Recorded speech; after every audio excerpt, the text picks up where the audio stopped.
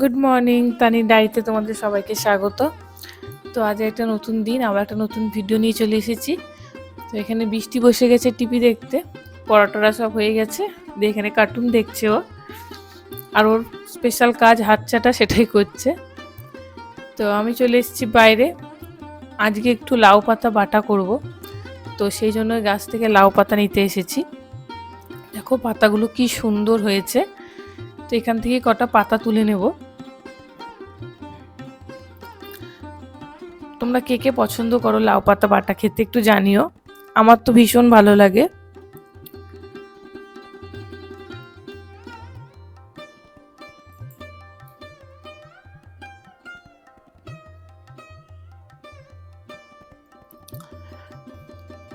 সেই জন্যই চলে এসেছি লাউ পাতা বাটা করবো বলে পাতাগুলো নিতে। তো গাছে কিছু বেগুন হয়েছিল, সেই বেগুনগুলো তুলে নিয়েছি। আর লাউ পাতা বাটাতে তো বেগুন লাগেই, সেই জন্য গাছের বেগুনগুলোই তুলে নিলাম, আর কিছু পাতাও তুলে নিলাম। তো এইগুলো দিয়ে আজকে করবো লাউ পাতা বাটাটা। সকালে খুব সুন্দর রোদও উঠেছে। তো পাতা তুলে ঘরে এসে দেখি বৃষ্টি কার্টুন ছেড়ে ঘরে চলে এসেছে, এসে আমার ওড়না নিয়ে সে কাপড় পরছে। ও সবসময় এটাই করে, বিছানায় চাদর খুলে নেয়, বালিশের কভার খুলে নেয়, এগুলো দিয়ে নাকি ও শাড়ি পরে। তো এখানে ওড়না নিয়ে নিয়েছে, আলনা থেকে জামা কাপড়গুলো সব ফেলে দিয়েছে নিচে। এখন ও শাড়ি পরার চেষ্টা করছে।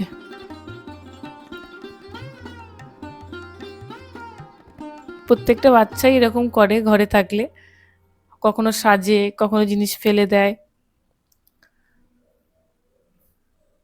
এখন আমাকে বলছে মা পড়তে পারছি না।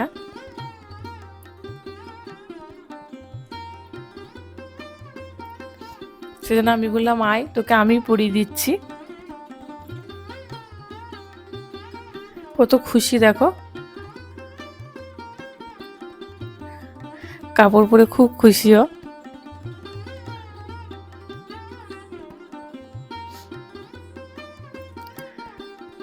এবার চলে এলাম ছাদে। ছাদে গাছগুলোতে জল দেওয়া হয়নি, সেই জন্য আরো এলাম যে একটু জল দেব। গাছের বেদানাগুলো আস্তে আস্তে এবার পাকা ধরছে, আর ফুলও ফুটেছে অনেক, জন্য ফুলগুলোকেও তুলে নেব, কারণ পরে আবার কখন আসবো ফুলগুলো সব শুকিয়ে যাবে। ওই জন্য ফুলগুলোকে তুলে নিচ্ছি। দেখো সকাল 11টা বাজে, এত রোদের তাপ যে সমস্ত ফুলগুলো একদম ঝুঁকে গেছে, মনে হচ্ছে যেন সব ফুল বাসি হয়ে গেছে। ওই জন্যই সবগুলো তুলে নিচ্ছি। সকালবেলা সময় হয়নি কাজ করতে করতে, কিন্তু 10টা-11টার মধ্যে এত রোদ হয়, আর যেহেতু ফাঁকা জায়গা, ওই জন্য ফুলগুলো সব নষ্ট হয়ে যায়। প্রত্যেকদিন সকালেই তুলি, কিন্তু আজকে অনেকটাই বেলা হয়ে গেছে, সেই জন্য একটু দেরি হয়ে গেল। তাতেই এই অবস্থা দেখো। এরপর এলে হয়তো আরো এইগুলোও পেতাম না, ঝরে যেত নিচে। দেখো বেদানাগুলো অনেকটাই বড় হয়েছে, আরো বড় হবে। এগুলো এখনো পাকেনি, আস্তে আস্তে পাকবে। কটা ধনেপাতাও নিয়ে নিচ্ছি রান্নায় দেবো বলে।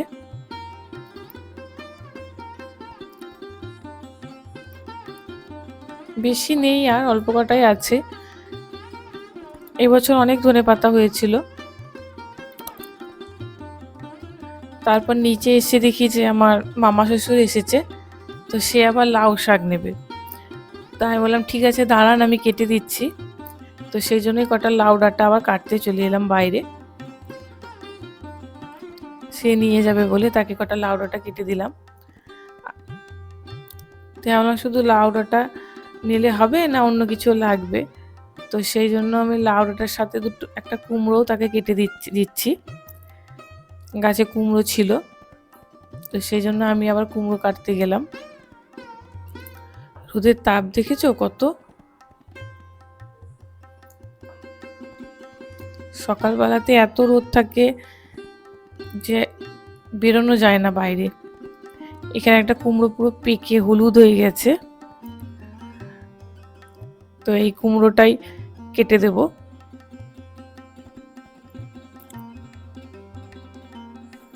গাছের জিনিস খাওয়ার মজাই আলাদা বলো। কিনে তো আমরা সবাই খেতে পারি, কিন্তু নিজের বাড়িতে হয়ে সেই জিনিস কেটে খাওয়ার মধ্যে আলাদাই মজা আছে। তো তাকে সেগুলো কেটে দিয়ে আমি ঘর দুয়ার সব পরিষ্কার করে নিয়েছি।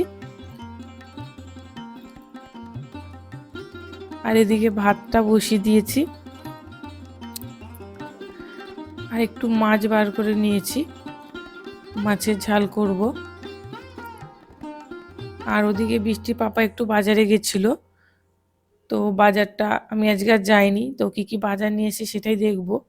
আমি আর ব্যাগ খুলেও দেখিনি তখন। আমরা এনেছে, লিচু এনেছে, ঝিঙে, শাক, অনেক কিছুই এনেছে। কলমি শাক নিয়ে এসছে।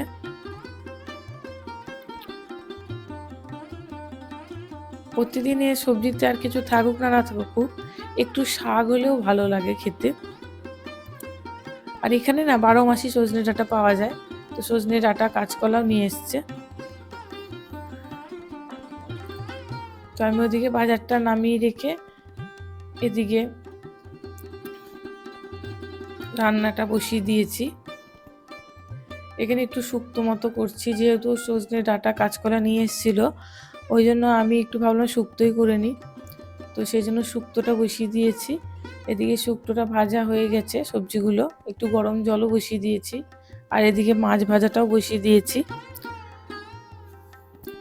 মাছের জন্য মশলাও করে নিয়েছি, সর্ষে পোস্ত বাটা, আবার শুক্তোর জন্য সর্ষে পোস্ত কাঁচা লঙ্কা সব বেটে নিয়েছি, সেটা দিয়ে দেব।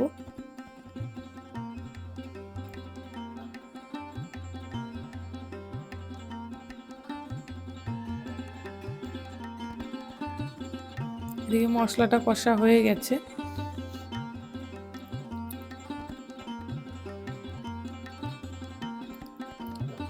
এই সময় শুক্তো খেতেও একটু ভালো লাগে, সেই জন্য শুক্তোটা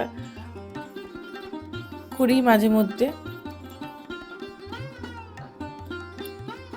আর ওদিকে চাটনি হবে বলে একটু আমরাও কেটে রেখেছি। তার মধ্যে এদিকে বৃষ্টি সমস্ত কিছু ফেলে খেলনা শুরু করেছে, আর অন্যদের একটু মাথায় চুলও করে নিয়েছে। একটু নাচ করছে, দেখাচ্ছে মা দেখো আমি চুল পরে নাচছি।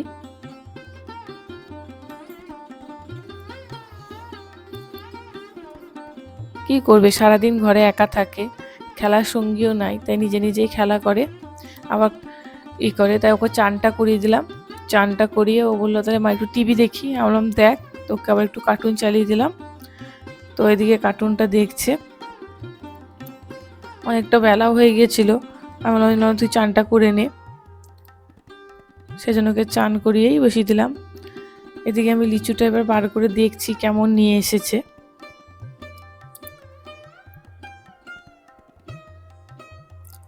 ভালোই এনেছে বলো। তো এটাই ছিল এবছর আমার শেষ লিচু খাওয়া, তারপর আর খাওয়া হয়নি। তো খারাপ ছিল না, লিচুটা ভালোই ছিল। ওদিকে শুক্তোটাও হয়ে এসছে, জল দিয়ে দিয়েছিলাম, ফুটটা শুরু করে দিয়েছে। এদিকে এখনো মাছ ভাজা চলছে, যেহেতু দুবেলা রান্না হবে, কিছুটা ভেজে নিয়েছি, আবার কিছুটা হচ্ছে। তার মাঝখানে একটু গ্যাস বন্ধ করেছিলাম, বৃষ্টিকে চান করাতে গেছিলাম। আর শাকটাও কেটে নিয়েছি, ওর বাবা বললো কলমি শাকটা করে নাও, সেই জন্য কলমি শাকটাও কেটে নিয়েছি, যে একবার একটু ভেজে নেব। শাক বা যদি ফ্রিজে রেখে দিই না, সেই শাকটা না শুকিয়ে যায়, তখন অতটা আর ভালো লাগে না। ওই জন্য টাটকাটা টাটকা করে নিলে বেশি ভালো লাগে।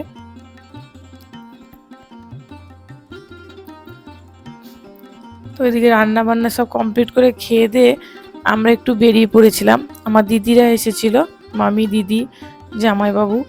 তো আমরা একটু তমলুক গিয়েছিলাম খাওয়া দাওয়া শেষে। তমলুক রাজবাড়ি আর বর্গভীমা মায়ের মন্দিরে ঘুরতে। যেহেতু ওরা এসেছিল সেই জন্য আর পরে ভিডিওটা কন্টিনিউ করা হয়নি। তো তারপর আমরা রেডি হয়ে বেরিয়ে পড়েছিলাম। এখানে একটা মেলা হচ্ছিল তমলুক রাজবাড়ির কাছে। তো সবাই খুবই মজা করেছিলাম আমরা সেদিনটায়। দেখতে পাচ্ছ সবাই একসাথে বেরিয়েছিলাম। আর এখানে মেলার তোড়জোড় চলছিল। আমরা জানতাম না যে ওখানে মেলা বসবে, তবে মেলাটা হবে আর 2 দিন পর থেকেই, তারই প্রিপারেশন চলছিল সমস্ত কিছু। তো ওই সামনে দেখা যাচ্ছে তমলুক রাজবাড়ি, যেটার নাম হচ্ছে তাম্রলিপ্ত রাজবাড়ি।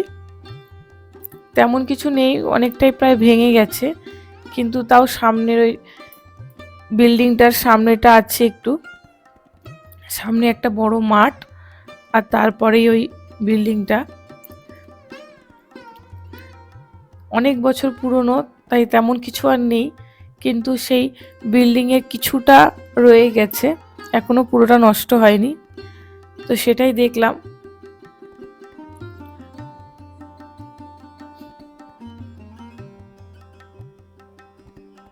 দেখো কিছু কিছু ধ্বংসাবশেষ রয়ে গেছে, কিছু ভেঙে গেছে।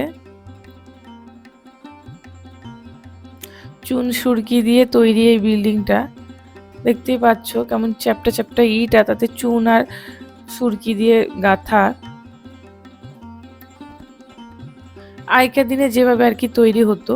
আর এখানে যেহেতু বিল্ডিংটা প্রায় ভেঙে যাচ্ছে, ওই জন্য কিছু লোহার পাইপ দিয়ে, পাইপের মতো যে রডগুলো পাওয়া যায় তাই দিয়ে পুরোটাকে একটু ধরে রাখার চেষ্টা করেছে। নিচটা দেখো কতটা বসে গেছে, অনেকটা নিচে ঢুকে গেছে আর কিছুটা এখনো উপরে আছে। তো সেটাকে ধরে রাখার চেষ্টা করেছে আর কি এইভাবেই, নাহলে এইটাও পুরো ভেঙে যেত। এইভাবেই সেটা সাপোর্ট দিয়ে রেখেছে। আমরা প্রচুর মজা করেছিলাম এখানে, প্রচুর ছবি তুলেছিলাম। তারপর আমরা এগিয়ে গেছিলাম বর্গভীমা মায়ের মন্দিরের দিকে, কিন্তু সেখানে একটা কিছু অনুষ্ঠান হচ্ছিল। তো রাস্তায় এরকমভাবে সবাই বেরিয়েছিল, এত সুন্দর লাগছিল যে আমরা বেরিয়ে আর যেতে পারছিলাম না, পুরো রাস্তা ভিড় হয়ে গেছিল। এইভাবে কি সুন্দর মহিলারা ঢাক বাজাচ্ছিলেন, নাচ করছিলেন, আর সামনে একটা ঘোড়ার গাড়িও ছিল। তো বৃষ্টি তো খুব মজা পেয়েছে ঘোড়ার গাড়ি দেখে। দেখো ঘোড়ার গাড়ি, আর এইভাবে রাস্তায় মানুষজন সব দেখছিল দাঁড়িয়ে দাঁড়িয়ে। আর আমরা ভিড় ঠেলে এগোচ্ছিলাম যে মায়ের মন্দিরে কত তাড়াতাড়ি পৌঁছবো, কারণ আমাদের তো আবার ফিরতেও হতো।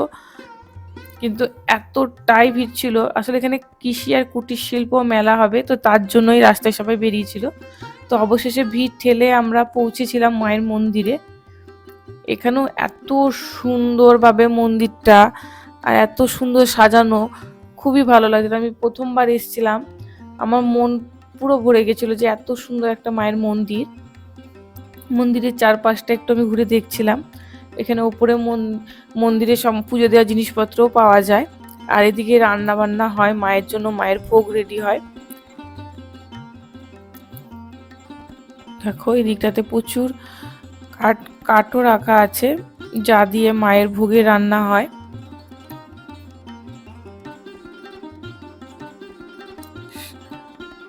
দেখতেই পাচ্ছ। আর মন্দিরের গায়ে না এরকম পোড়া মাটির কাজ করা আছে, যেটা পুরোনো দিনে তাম্রলিপ্ততে করা হতো, সেই রকম কাজ করা মায়ের মন্দিরের চারিদিকে। মিষ্টি পাপা এখানে পুজোর জিনিস নিয়ে চলে এসেছে, আমরা পুজো দিতে যাব ভেতরে। এদিকে আমার দিদিরাও পুজোর জিনিস কিনছে।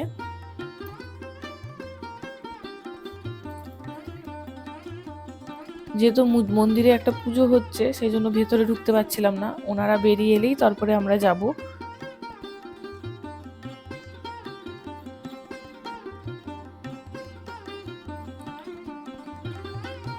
তো চলো আমরা এবার পুজো দিতে ভেতরে যাব। তো ভিডিওটা আজকের মতো এখানেই শেষ করছি, আবার একটা অন্য ভিডিও নিয়ে তোমাদের সাথে আসব। যদি আমার ভিডিওটা ভালো লাগে তাহলে আমার চ্যানেলটি সাবস্ক্রাইব করে দিও। তো আজকের মতো ভিডিওটা এখানেই শেষ করছি।